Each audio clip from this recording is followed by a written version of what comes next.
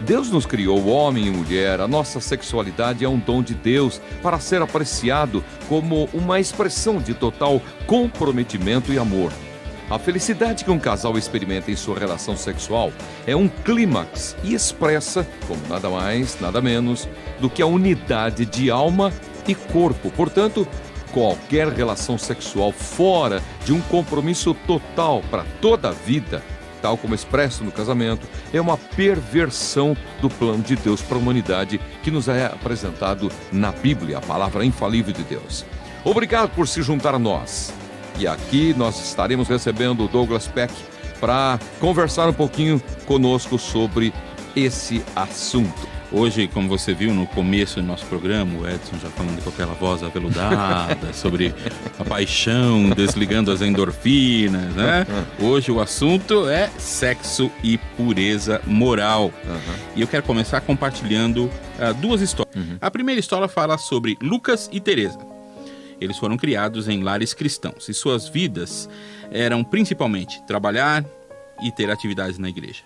Eles se encontraram pela primeira vez num retiro da igreja da sua comunidade. Lucas tinha 18 anos e Teresa 16.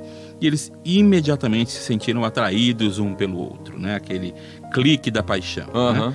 Lucas nunca tinha se interessado tão intensamente por uma menina, né? E durante 2 anos ele a cortejou, ele começou a investir no relacionamento. Com o progresso do relacionamento e a intensidade desses sentimentos, ela começou a crescer. 2 anos após o primeiro encontro, eles já se casaram. Né? Nunca tinham amado ou se interessado por mais ninguém na vida. A noite de núpcias para os dois foi um pouco constrangedora. Mas nos dias que passaram, né, eles começaram a se acostumar um com o outro, sentir mais à vontade um com o outro. Né? Lucas ficava maravilhado com a beleza da sua esposa, do corpo da sua esposa. Quando ele estava abraçado com a Teresa, o coração dele sentia aquela sensação de um refúgio, descanso, plenitude. Né? Da mesma forma, Teresa também havia sido dominada por essas novas emoções de paixão e amor que estavam dentro dela. Nos 10 anos que se seguiram, Lucas e Teresa tiveram 4 filhos. Lucas começou uma empresa, percebeu que ele precisava sustentar a família e queria crescer. Uma vez, numa viagem de negócios, um outro rapaz mostrou para ele uma imagem pornográfica.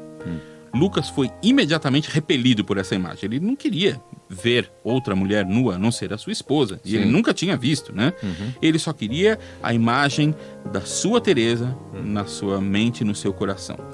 Porque o que ele e a sua esposa compartilhavam era algo puro e bonito, né? Qualquer coisa fora disso trazia para ele aquela sensação de sujeira, de impureza. Lucas e Teresa foram casados por 72 anos. Pois é, criaram seus 4 filhos e viveram para ver os seus netos e bisnetos. À medida que eles iam envelhecendo, o único desejo que tinham era de cuidar um do outro. Bonito, né?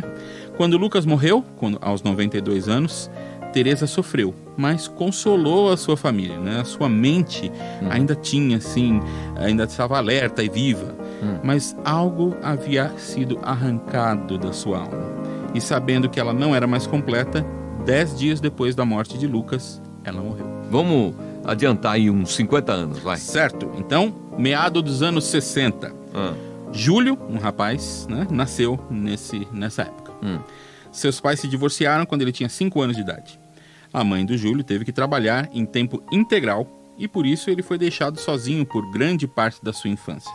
Júlio passava muito tempo, principalmente com os outros meninos do bairro, né?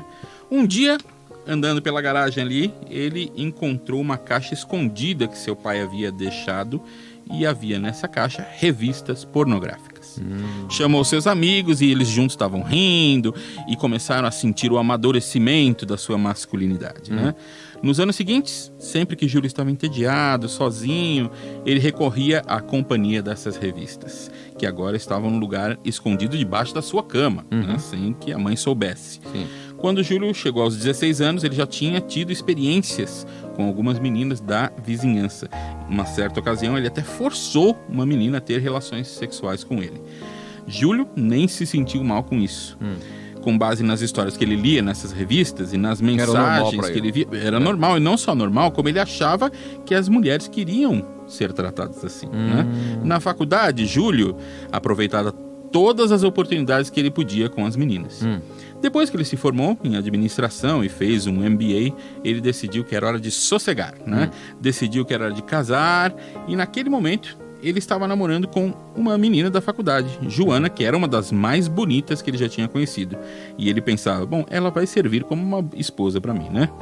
Mas Júlio ainda recorria à pornografia diariamente, Olha. né? Era uma companheira constante. 2 anos depois do seu casamento, Joana percebeu que Júlio estava tendo um caso com a secretária. E descobriu que não era o primeiro, né? Pouco depois do seu casamento, Júlio já tinha tido um caso com uma de suas antigas namoradas. Sexo era algo que ele queria e podia obter facilmente. Então, por que ele tinha que se limitar a uma mulher só?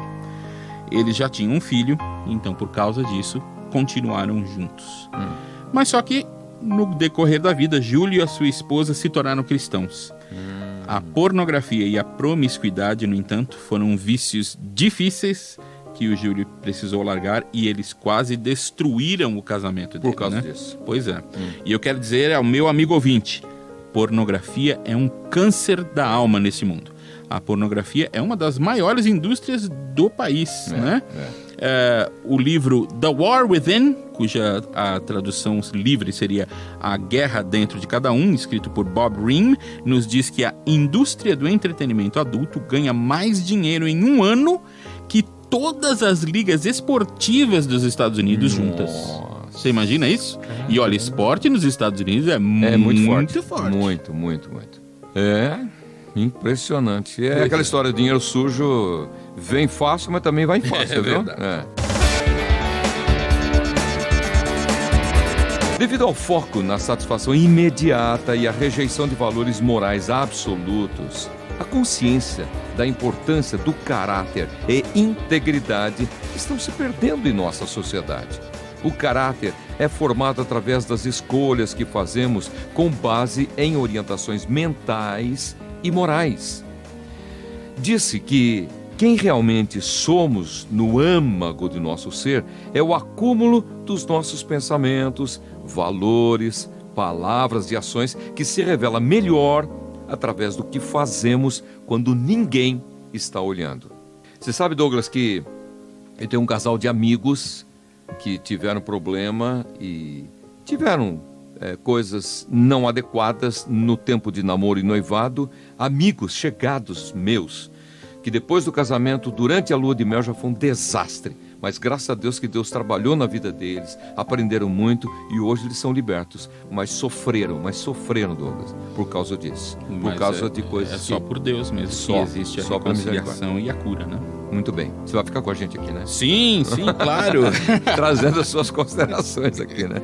Sim, olha, a pureza moral, eu acho que funciona da seguinte forma. Enquanto a gente vive nesse mundo, existe uma luta entre a nossa carne e a nossa alma. O vencedor é sempre aquele que recebe a melhor alimentação. Quem nós alimentamos melhor é que vai vencer. Né? Gálatas, o livro de Gálatas 6, versículo 7 e 8 diz o seguinte: não se deixem enganar, de Deus não se zomba, pois o que o homem semear, isso também colherá. Quem semeia para a sua carne, da carne colherá destruição, mas quem semeia para o Espírito, do Espírito colherá a vida eterna. Ou seja, plantou, colhe, seja quem for. Plantou, colhe, exatamente. Agora, o que você está plantando, né? No início do programa, a gente falou que o Criador, Deus, nos fez homem e mulher para viver em união íntima. Ele nos deu o dom do sexo, é um presente o sexo, né? Mas ele deve ser apreciado dentro dos laços do compromisso total de amor como instituído no casamento. Sexo é uma poderosa ferramenta de união e, se não for devidamente tratada, pode literalmente destruir relacionamentos e famílias, né? Nós lutamos contra esse tsunami, essa onda gigante de mensagens sexuais enganosas que nos vêm de diversas formas nos meios de comunicação e que muitas vezes acaba invadindo a nossa imaginação, devido a essa influência da mídia, né? Ô, Douglas, é aquela história, o cara fazer propaganda de lápis pra uma mulher pelada. Pois é.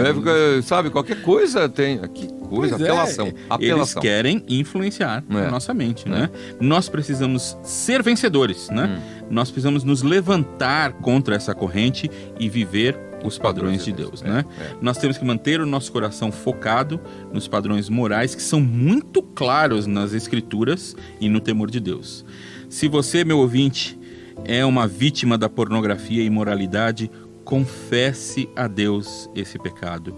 Encontre um irmão, um conselheiro cristão, um amigo que possa te ajudar e te orientar, porque sem esse auxílio você não consegue escapar disso.